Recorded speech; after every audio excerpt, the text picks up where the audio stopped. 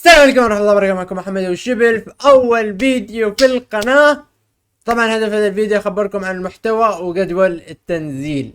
طبعا محتوى القناة راح يكون متنوع، لكن في أول كم فيديو راح أنزل تحديات جيمنج وأومي تي في فيديوهات تضحك. أنا هدفي أصلا في القناة إن أخلي محتواي ممتع مهما كان الشيء اللي تحبه.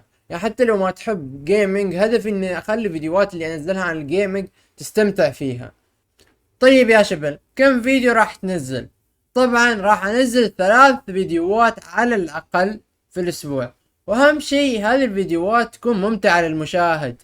نعم، المشاهد هو اهم شخص في هذه القناة.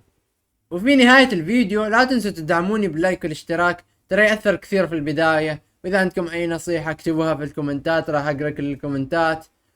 والسلام.